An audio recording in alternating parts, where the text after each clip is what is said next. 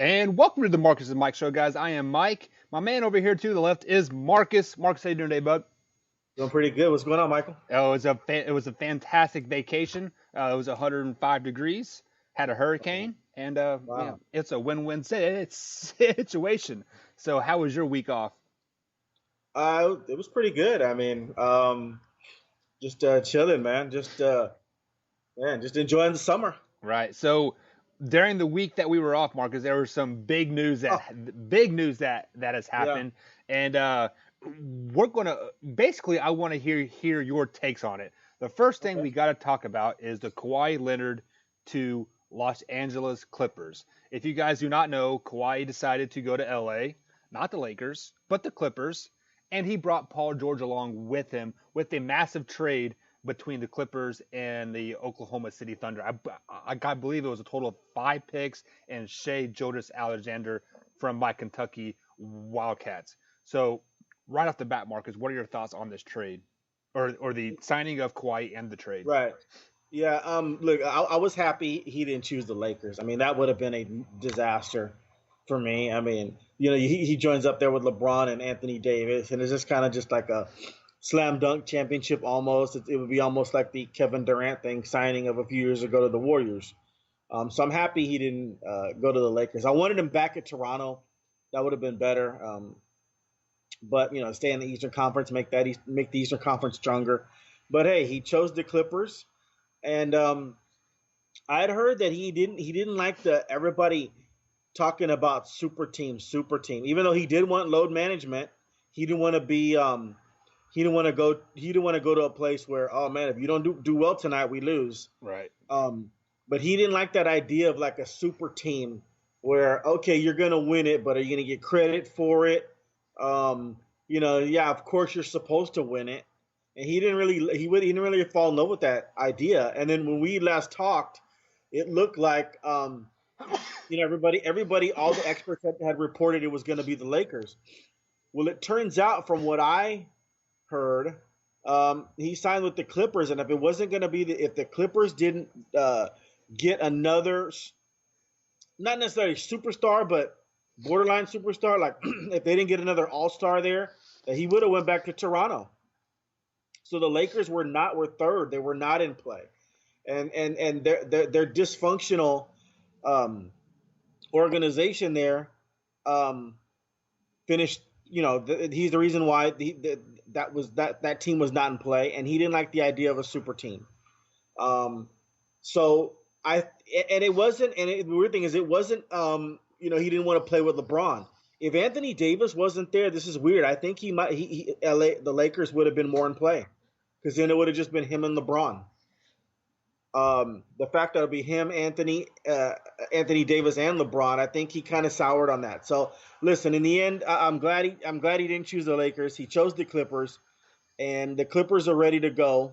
And that would have been my second choice. So I'm happy it's the Clippers. Now we're gonna have a Clippers Lakers Staples Center Yep. battle. The Clippers look. I think they're getting ready. I think they're gonna try to get out of the Lakers' way there in a couple years. I think they're trying to get a new stadium, so Kawhi Leonard is going to really help that, ensure that their games are going to be selling out, and Steve Ballmer they want a new stadium. They don't want to share a building with the Lakers anymore, so that'll be really interesting to see the Clippers get their own building in a couple of years. But I guess I'm glad it's the Clippers as long as it wasn't the Lakers for me. Yeah. Back when everything started to come out, and the people were talking and like everything like that. It seemed like LA was the clear front runner Yeah, the whole time. But I heard some stories. I mean, take this as you will because they are stories. Like he hasn't come out and said this himself, but he changed the meeting locations with the Los Angeles Lakers 3 or 4 times yeah, while he was in LA. Supposedly, secretly, he was meeting with Paul George and the yeah. Clippers, saying, "Hey, if you guys want this to happen, this we need to get Paul George happening." And and Kawhi kept changing the meeting locations on the Lakers, making them chase him all over town. And Yeah. so if this is true, Lakers were never in the running whatsoever. He was Right. just pulling their chain along the whole time. And I talked about this on a different Right. podcast that he was handcuffing the Lakers and pretty much the entire league to basically play into what he wanted to Right. do. I referred to it as a silent killer because he knew what he wanted to do the whole time, but he was dangling a little carrot over here, dangling a carrot over there. He was even interested in talking to the Knicks way over there. You know, Right. if the Paul George thing to the Clippers wouldn't have happened, I think he would have ultimately ended up in the New York Knicks uniform because they had so many assets and so much cap room to sign a player like Paul George That's possible. or a Russell Westbrook or something to Yeah. that effect. I think the Lakers didn't have a chance. Toronto was a distant third. Then it was the Yeah. Knicks, and then it was the Clippers. He was 90% into the Clippers the whole time, just dangling carrots, seeing what he could possibly happen. And Right.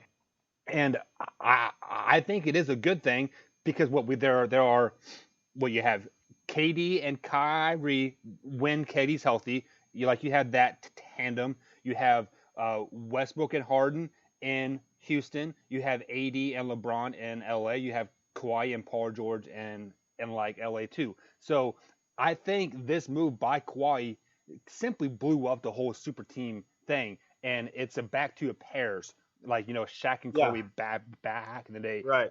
Pippen and Jordan, and Right. and it brings excitement back to the NBA. It brings parity back to the NBA Right. because, like you said earlier, there are 12, 13 teams now that legitimately have a shot of winning the NBA Yeah. title this Or at least year. they think, or at least they think they do. Right.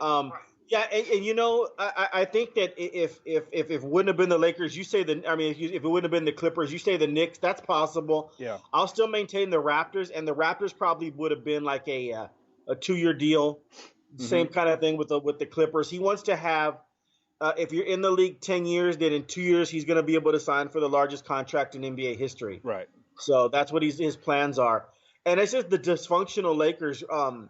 He played them really like a drum. Oh yeah. I think his uncle Denny Robertson or whatever, wanted to talk to Magic Johnson for a while, so they got Magic involved. And how weird would that have been? Let's just say he said the Lakers. This is how I knew it wasn't going to be the Lakers in the final couple of days.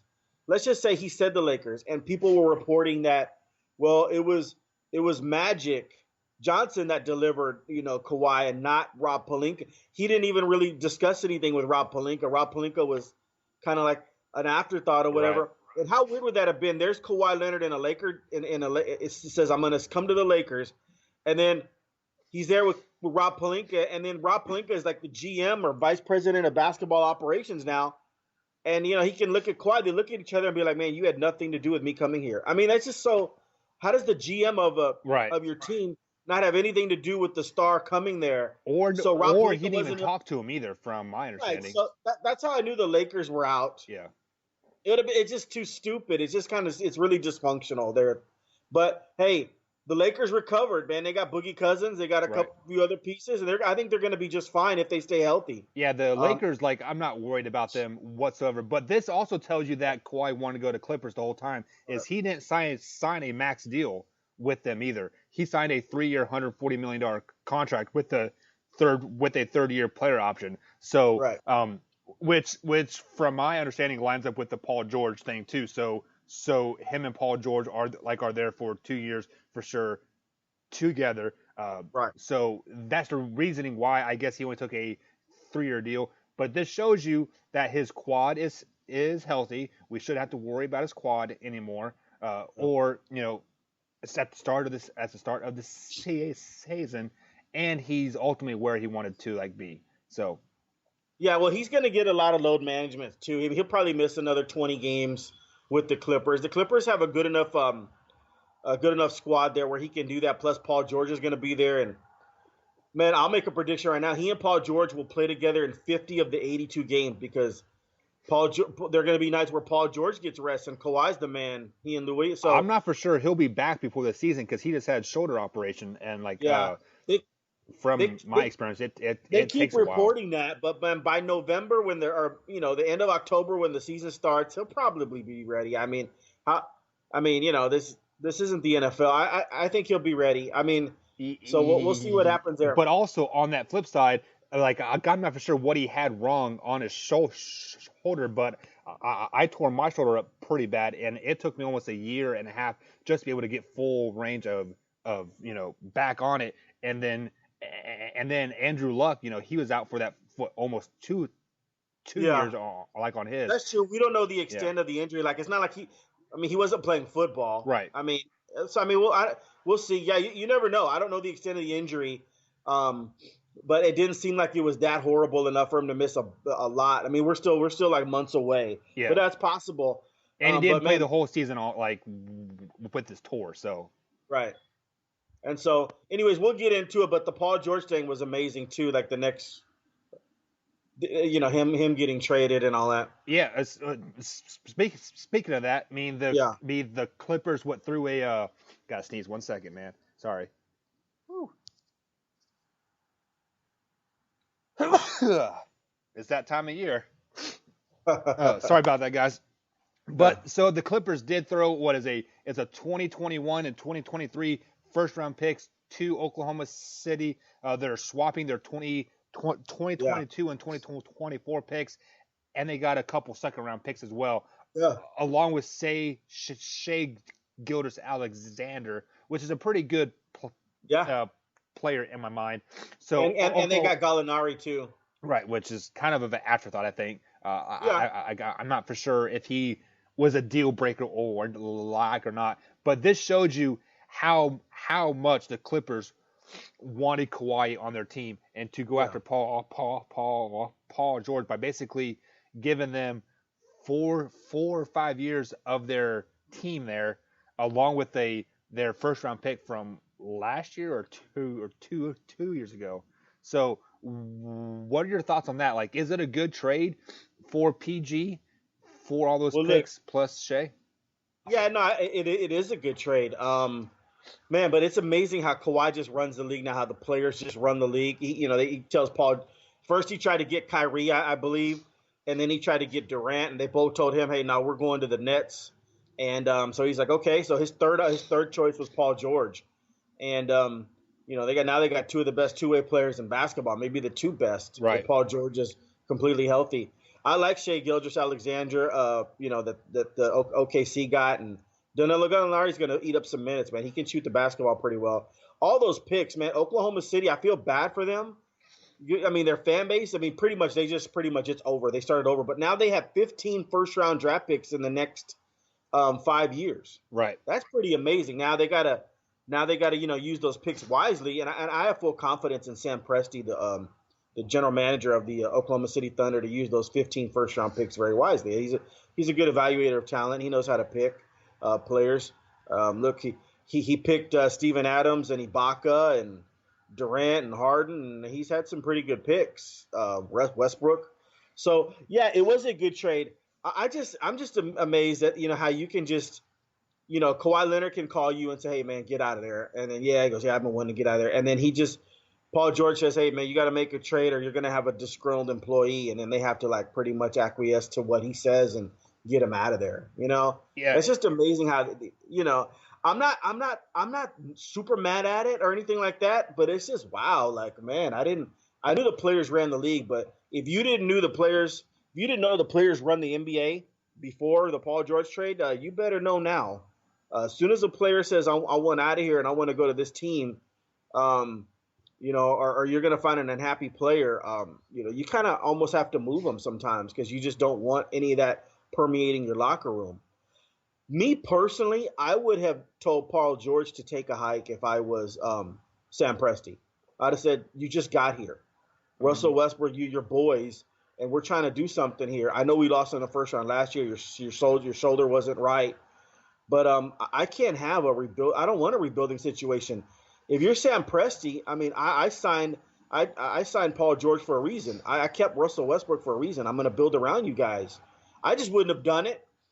But man, the way the NBA is now, look, That you don't want unhappy players. I mean, I understand why David Griffin got rid of Anthony Davis. I mean, the guy had a shirt that said "That's all, folks" on the last game of the year. I'd Right. get him out of. Right. I would have got him out of there. Like I wouldn't want him disgruntled. That I wouldn't want him talking to Zion, telling him how crappy our organization is. Right. I would have got him out of there. That's a great point Um, there. Kawhi Leonard also disgruntled. I would have got him out of there too. I wouldn't. People here in San Antonio were like, "No, keep him. Keep his ass on the bench. Let him be unhappy." Nah, I don't want any of that situation. No. I don't want that in my locker room. I need to move on from that. But but the Paul George and Russell Westbrook thing, I would have kept them too. I wouldn't have.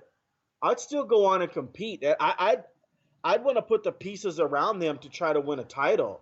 But man, Sam Presti almost like had a gun to his head. And so there you go. And Paul George is gone, and then Westbrook followed. Now, Sam Presti did the best he could, man. I mean, that's pretty good. He got 15 first-round picks out of that. And he got his starting point guard for the future in Gilgeous Alexander. So basically, he got his point guard of the future, 6'6", taller than Russell Westbrook. Could be a dynamic player. And he got 15 first-round picks. So Sam Presti did a heck of a job there in giving Westbrook and Paul George what they wanted. And also, Shea gets to learn from one of the better point guards in the league, from Chris Paul. So, yeah, I think Chris Paul's going to be moved pretty quickly, though. I mean, not quickly, but I just don't see him at 33, 34 years old, playing for a young OKC, Oklahoma City Thunder team. I just don't see it. I think they go ahead and release him or do something with him. Maybe, get something for him and return something small. So, but it's got to be a team with cap room. They have to send, somebody has to have cap room, or it's got to be an equal dollar on the sign and trade, which I don't think teams are willing to give that up for Chris Paul. They're not going to give you $40 million in value for Chris Paul. So it's got to be a team with cap room, or they're just going to let him go. They're just going to say, hey, okay, see you later, man. They're just release him. And it also has to be a team that's like one piece away from winning a championship as well. Right. Maybe a LA, maybe the Clippers or the Lakers need that one shooter in the the second half of the season, and they can make something happen. But right. I want to add to your point there, where you say this is a player-driven league. I want to add to that, it's a superstar-driven league. Let's say in the same situation, Steven Adams, he would have went to the OKC manager. The trade probably wouldn't have happened as fast or at all if it was Steven Adams. But since it was a superstar like Paul George, it happened pretty quick there. So just to add to your point there, Russell Westbrook was also traded from Oklahoma City to Houston for Chris Paul and a slew of picks as well. You are on record to me, not out in the public yet, but you say this trade catapults the Houston Rockets into a second seed. Are you still standing by those words? Yes. A lot of people are like, how's it going to work and all that stuff. Man, are you kidding me? And listen, I hate the Houston Rockets. Let me just, everybody look at my Spurs hat. I wish this trade wouldn't have happened. But the Rockets just became a better team, and people overanalyze stuff. They say, well, how is this going to happen? And all that. Stop overanalyzing. Chris Paul, Russell Westbrook is a better player than Chris Paul, and he's 3 years younger. Russell Westbrook and James Harden have played together before. They know what to expect. They're friends. Also, it's about relationships. They're really good friends. So in other words, James Harden and Chris Paul weren't really good friends. And so now you see what happened there. They didn't like each other that much. That's not going to happen in this case. You're going to have nights where, well, let me say this. James Harden is not going to play point guard now the entire time. Chris Paul, he would give the ball to Chris Paul. He's going to do the same thing with Russell Westbrook. And then also, one of those guys is going to be on the court at all times. So now when James Harden is sitting for his little 13 minutes, man, he averages like 35 minutes a night in a 48-minute game. That 13 minutes, Russell Westbrook's going to be running the show. They'll probably only play together, let me say this too, about 24 minutes a night average. So also, people love, you get people that overanalyze it and think they know all this basketball mumbo jumbo and stuff. I was told the same thing by a few so-called experts too when LeBron James and Dwayne Wade got together. That Dwayne Wade, if you remember, before LeBron James got there, he had the ball in his hands all the time. So how's this going to work? Well, they made it work. They're friends. Right.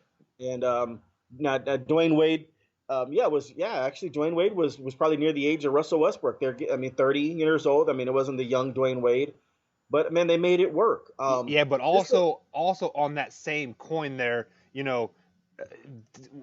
Dwayne Wade knew LeBron James was a better player. He was the best player in the just like in the league. So you have to kind of convert to the best player in the league and let him do his thing, and then you become the side Right. become the Right. sidekick. In this situation, who is the better player? Who is going to be the man and set the ego aside and become the sidekick? Because I don't think James Harden is willing to become a sidekick again after being the sixth man on Oklahoma City for those couple years. Right. I don't think he wants to become a sidekick again. And Westbrook was the man for so long. He was the man when Harden was there on the sixth man. So who was going to be the man on that Well, team? it's James Harden's team. I mean, he's the most recent MVP candidate. I mean, I know Russell won it a couple of years ago, and that's fine. That's why I'm saying these two have a bond. This is a relationship thing, so I don't think that's going to be an issue at all. These guys almost borderline love each other. They're like brothers, and I mean, like, they're I happy. definitely hear what you're saying, and I understand the relationship and like everything that they have. But at the end of the day, Russell was averaging a triple double for the last 2 years. Harden is averaging 33 point shots at like a game. Those two styles, I don't think are going to mix all that well. And I mean, like, you can analyze it all you want, but my eyes tell me that they cannot run an isolation offense with Harden at the point guard shooting threes all day long because Russell Westbrook's going to get upset. No, I don't see. That's the thing. I don't think he's going to get upset. I think he loves his brother. So there's no. And one thing that the Rockets do all the time, when we've talked about this till we're blue in the face, they shoot threes Yep. and then they dunk. The Rockets have the worst mid range game. Harden never shoots a 15-footer. It's either go to the goal, pass it to somebody, or shoot a 30-footer.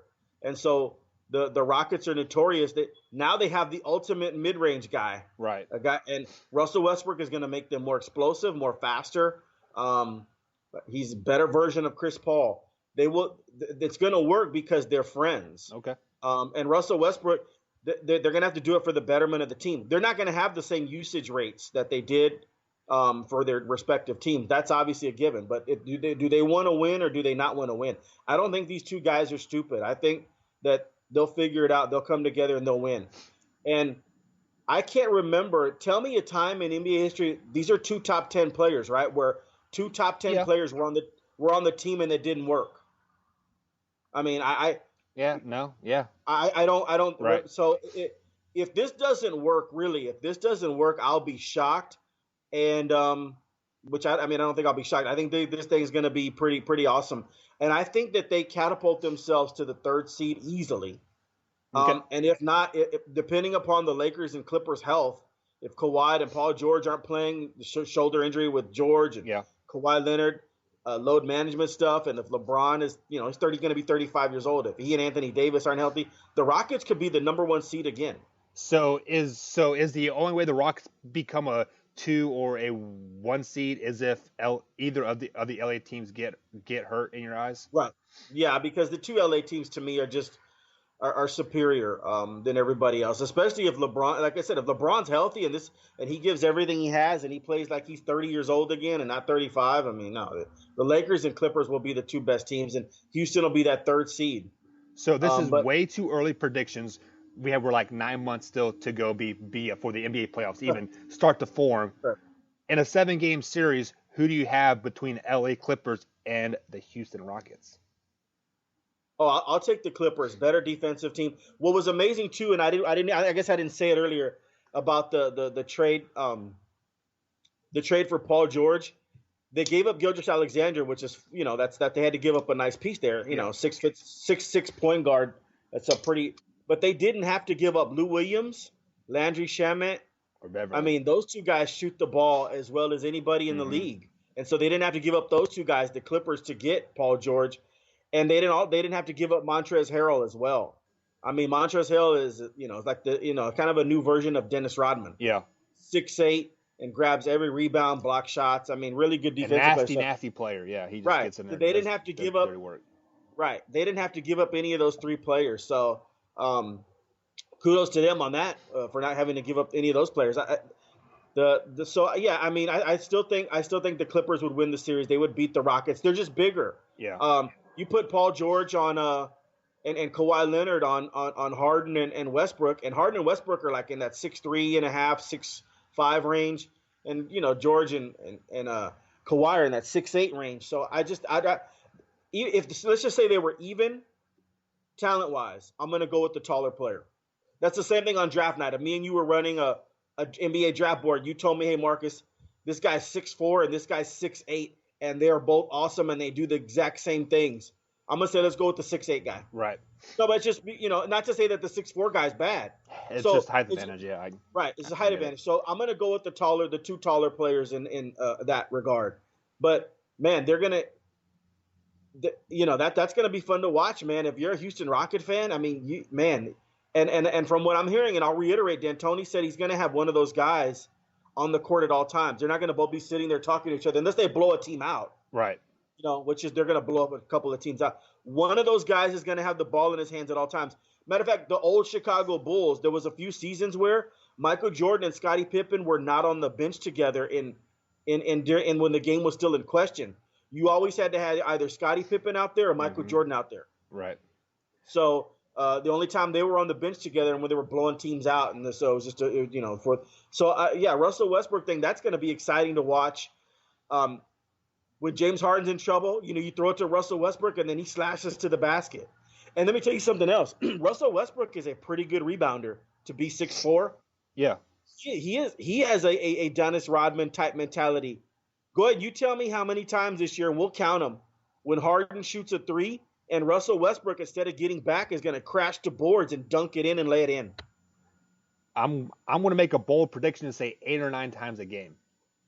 Yeah, well, I mean that's kind of excessive, but yeah, no, but you get my point. It's going to be a couple of times a game, yeah. I mean, so I think they're going to be just fine. Now, what people are saying, like, oh, how can they coexist? If this was the first time they were ever meeting, then I might have an issue. Like, right. Yeah, they're like, hey, right. Yeah, but this is not. Or if the past, if we found out they didn't really like each other, No, then I would have, this trade would be silly. Yeah, but people forget that James Harden did play in OKC off the bench for 3 seasons, I think, before he went to Houston. So yeah, no, they really get along well, man, and they know each other's games. Right. They know Russell Westbrook knows that James Harden's going to jack up threes, and James knows that now he has a better version of Chris Paul. When he's in trouble, you throw it to Russell Westbrook, and he's going to go get you a simpler bucket. So, I hope it doesn't work out. I hope the game 1 they're slapping, they hate each other. But yeah, man, yeah, it looks. So I want to make a bold prediction here on July 15th, 2019, when January 1st rolls around. Let's make it January 17th. Like that's kind of the halfway season of when the NBA season really starts to rolling. If the Rockets are a 500 team, they're 12-12, 14-14. Do they fire Mike D'Antoni and find somebody else?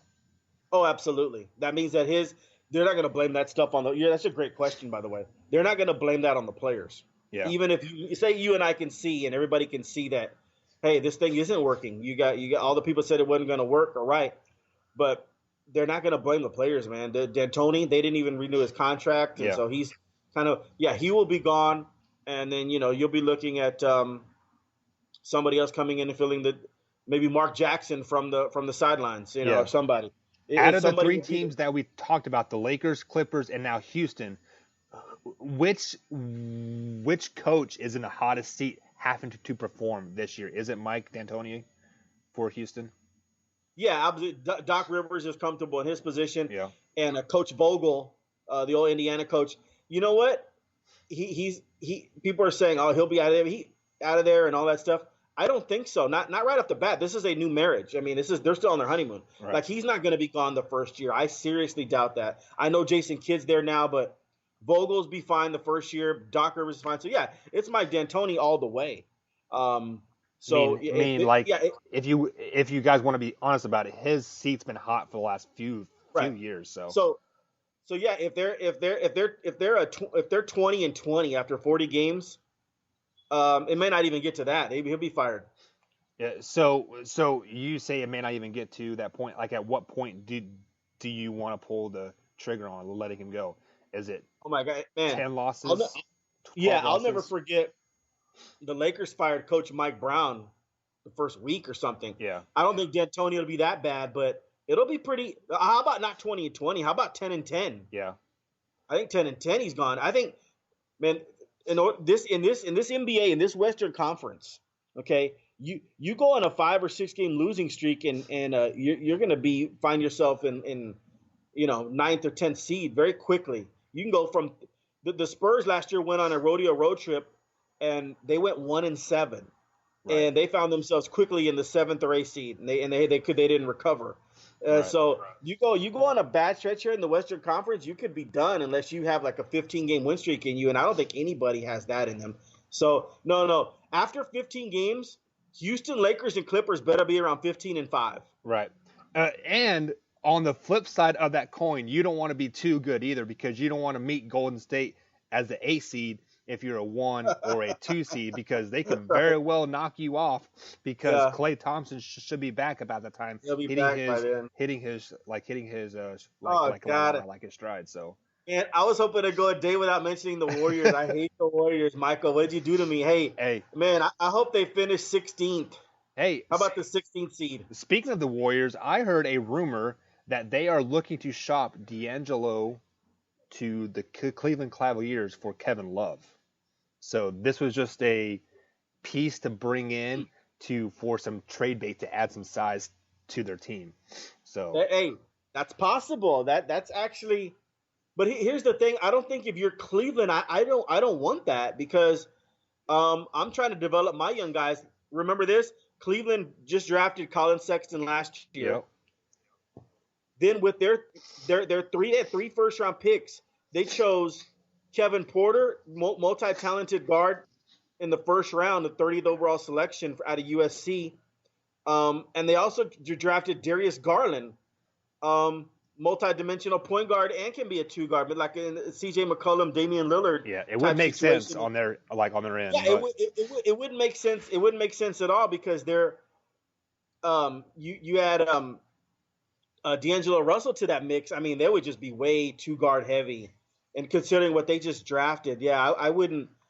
But Kevin Love to the Warriors makes sense, But for the Warriors, I've heard that Cleveland wants like a CJ McCollum and Damian Lillard situation over there with Colin Sexton and Darius Garland. Yeah.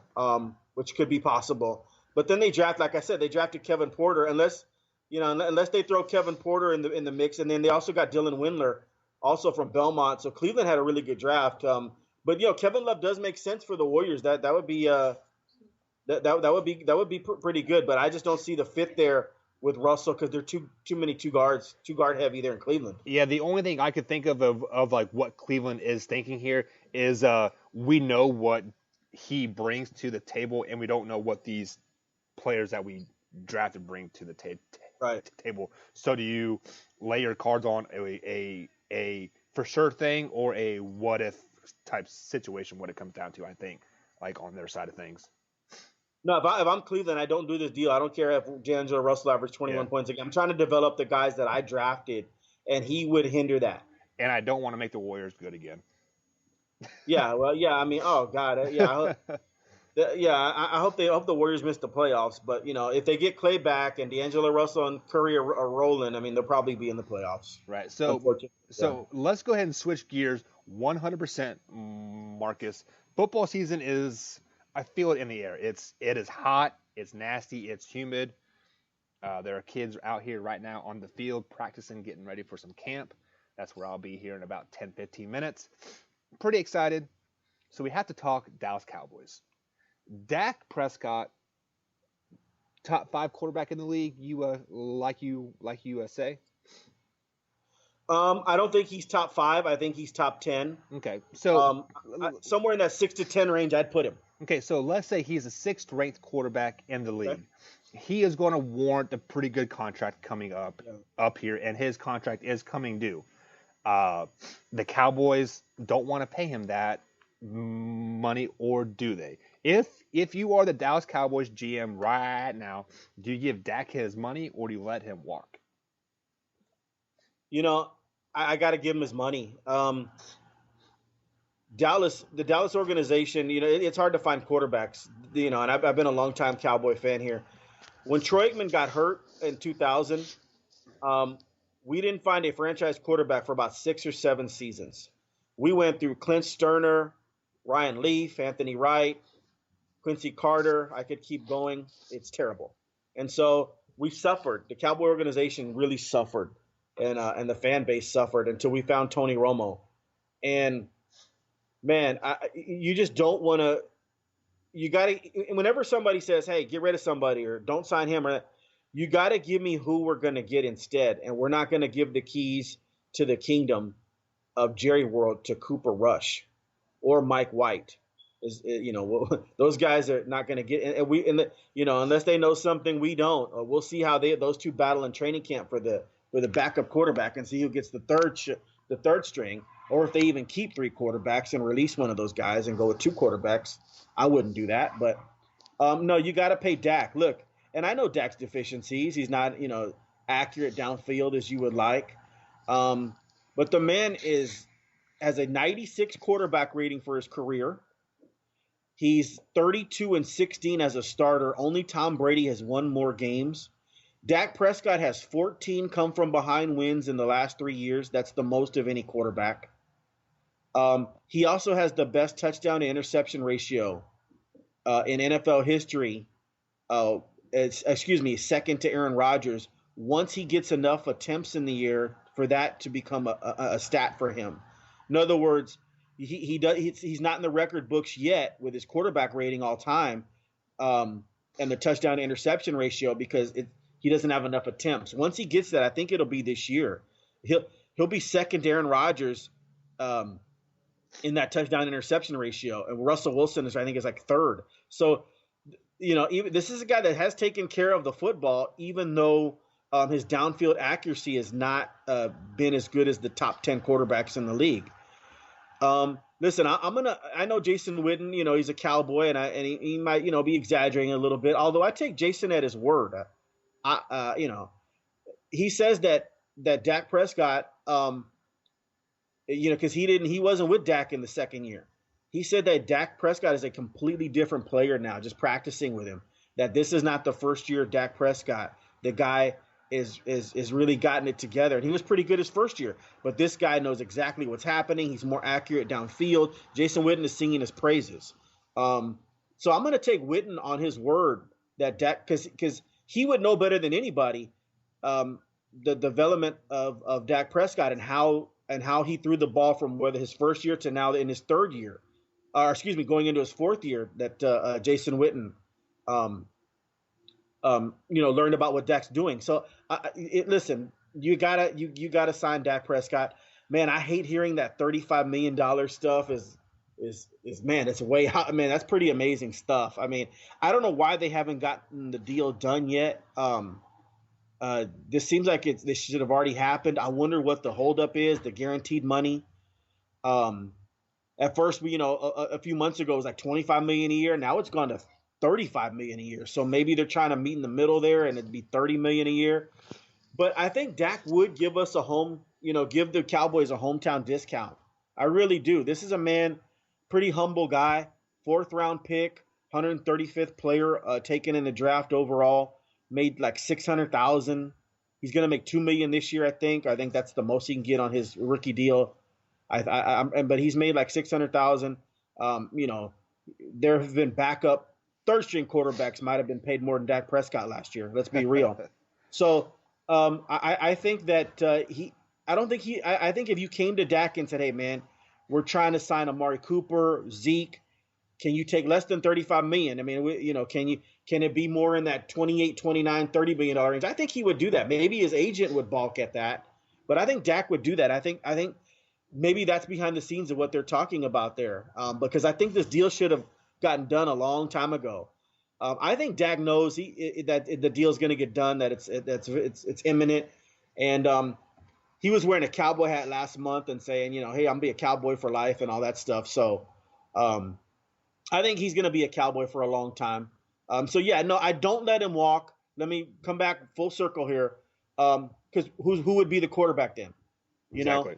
We don't even have a Teddy Bridgewater waiting like the New Orleans Saints have, waiting in the wings. That's So their third string quarterback, Teddy Bridgewater. Yeah, I would not let Dak Prescott walk at all. So no, he's being signed. Dak has the leverage here of just you just don't want to be in a season, where Dak, it could be like a funny a skit here.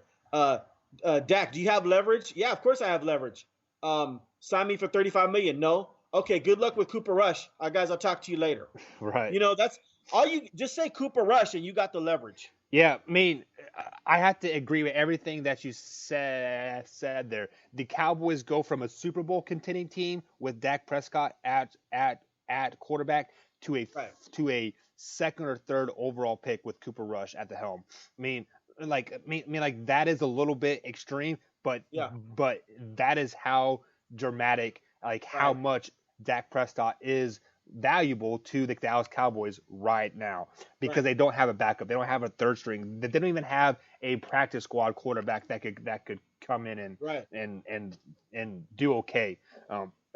But on the other side of the coin, you have to have those pieces around Dak. You have to have Amari Cooper. You have to have Zeke. You have to have the offensive line for Dak to do what Dak does great. And that is manage the game. He is a Alex Smith-esque quarterback through and through. He will not win you games, but he will not lose you games either. He will keep you in the mix. He will get the ball in the right spot at the right time, not throw costly interceptions, hopefully, and to hang on to the ball. I agree with your assessment there. I mean, he's not he's not Drew Brees. He's not Tom Brady. No, he's not. But we say he won't win you games. He won't lose you games. He has 14 come from behind wins in the last 3 years. Right. So that's pretty impressive right there. That's part of his negotiating. Like the guy it can be clutch. Like, I mean, I'm not joking. And the reason he doesn't have more playoff wins is because his coach Jason Garrett wanted to give he just wanted to give a few more seconds to a guy named Aaron Rodgers. Right. So I blame the coach for Dak not having more playoff wins. Yeah. Dak's pretty. I even hate to say that, to be honest, like the clutch thing, but Dak has shown 14 come from behind wins is no joke, man, in 3 years. And I think Dak struggled his second year more. He had that sophomore slump, but that was due more to the offensive line was horrible. That, and we also had higher expectations of him as well. Just like I tell my players all the time, you will never be good enough in my eyes. If I see you doing this, I expect you to do this. If I see you doing this, I expect you to do that. So that's exactly what we're doing for like Dak. We saw you come in and do well. Being drafted as a second string quarterback, expecting you to sit the first year, and then Tony Romo goes and gets hurt and he's out, and you do so well. So that second year we had such high expectations for him, which he did not meet. But then his third year, he obviously did better, like I think. And then absolutely. And then and then this year we expect him to go to the Super Bowl. The Cowboys have a Super Bowl Yes, caliber team, and we expect him to go to the Super Bowl. absolutely we do. Yeah, So I really think the holdup is to see if Dak can be that elite style quarterback. Is he a right. top five quarterback? Because you said it yourself, and I have to agree that he is not a top five quarterback. You have Patrick Mahomes better than him. You have Tom Brady. You have Drew Brees. You have Aaron Rodgers. I'd even throw Matt, the guy from the Falcons at like in that top Matt five Ryan, mix. yeah. I Yeah. mean, sure. So Deshaun Watson. yeah, I think if I was to rank them, and maybe we'll do a show on that. I'm thinking just off the top of my head, Dak's 9 or 10. right. Because you listen, we can name all those quarterbacks that can throw the ball better than Dak Prescott, but you can't argue his 66% completion percentage, his I'm not quarterback trying to rating, argue his that at all. wins. I'm not trying No, to no, argue I know. that. Yeah. I mean, his wins. The guy wins. Yeah. Just like Al So Davis says, just win, baby, win. So, just win. Yeah. but you also have those pieces just like around him. So he cannot sign Yes. that 35 to 40 million dollar a year contract. Like you said, hopefully he gives us a hometown discount, Yeah. and like he knows that, hey, I need Amari Cooper, I need Zeke, Right. I need this offensive line. So hopefully you are right. He will take a hometown discount so the Cowboys can be great for years to come. We see this foundation for the next 5 or 6 years built, ready to be a dynasty again. And it starts with the quarterback situation. So yes, give the man his money, but hopefully he says, I don't want that much money. I don't want that Yeah. much No. money. Yeah. That $35 million. Give me a little less. I mean, he can't. He's got to know he can't get Russell Wilson money yet. Yeah. And I So think yeah. I want to touch on that real quick. Every $100 million quarterback that you see, they sign that contract. Where are their teams now? They are struggling to make to the playoffs. They're struggling to be 500 teams. Yeah. Falcons, horrible. Lions suck. Right. Seahawks going to be next in line. You guys are going to suck too. So You know what? I'm right with you. I don't think Seattle's that good. They lost Frank Clark. I mean, they not lost now. anybody that mattered almost. Yeah, I think Doug Baldwin retired his Yep. number one receiver the past 5 years. Russell Wilson. Now he's getting what 20-30% of the cap now. Yeah. So the offensive line is not as good. I think you saw the last of Seattle with our Cowboys beating them in the playoffs. I really Yeah. do. I mean the Russell only Wilson. receiver Wilson's they gonna have win is some Tyler games. Lockett. Yeah, Russell Wilson's going to win some games for you, but we're talking 9-7. We're not talking Seattle like 12-4 anymore. No. I mean They're 8-8, I 9-7. mean the only reason why they'll have an opportunity to make the playoffs next year is because their division is so weak. Cardinals horrible. 49ers mediocre. And you mentioned the Lions and Matthew Stafford. I was amazed to find this out. I thought maybe they snuck one in there one year, right? Matthew Stafford has never won a division. Nope. And he got all that money. Think about that for a second. Dak's won 2 divisions. 2 out of his 3 years won a division, and then he's never had a losing record. And here Matthew Stafford can't even win his division, and he gets that money. I think if my memory serves me right, they've only had 3 winning seasons or 3 seasons above 500 with him as a quarterback. So take that into perspective. And notice what we're doing. We're not necessarily cutting down Matthew Stafford per se and his talent. We're talking about once you give Matthew Stafford that big of money, your team doesn't fill out their roster as well with better players. Yeah, and the reason why they're so bad is because they can't find a tailback to take pressure off the passing game. Right. They can literally drop 10 or 9 guys into coverage, rush 2 because their tailback is from a 2A high school here, and he was a second string tailback at the 2A high school. So, but that's a story for a different day, guys. Football season is right around the corner. Tomorrow we start making way too early predictions, starting with the New England Patriots, starting in that division and working our way around the map, guys. So the next 40 plus days, a lot of football thrown at you, get you hyped for the season. Because today is July 15th. So in about a month, the first preseason game is going to kick off with the Hall of Fame game. So guys, get excited. And tomorrow, are we start doing teams tomorrow? So tomorrow you want to do the Patriots, or are we starting somewhere else? we have to start with the Super Bowl champs. I mean, Okay. unless you have something else. No, the Patriots are fine. And then, hey, tomorrow I want to get into this. The NFL is thinking about adopting an 18-game schedule. Yes, I want to get in that. Let's get into that a little bit. And you can only play the players. You can only play 16. So there's going to be 2 games where every player is going to need load management at some point in time. That's very interesting. We'll get into that tomorrow. All right, guys. Join us tomorrow as we kick off Football Talk full speed. As always, like, comment, subscribe, share this with a couple friends, and we're out.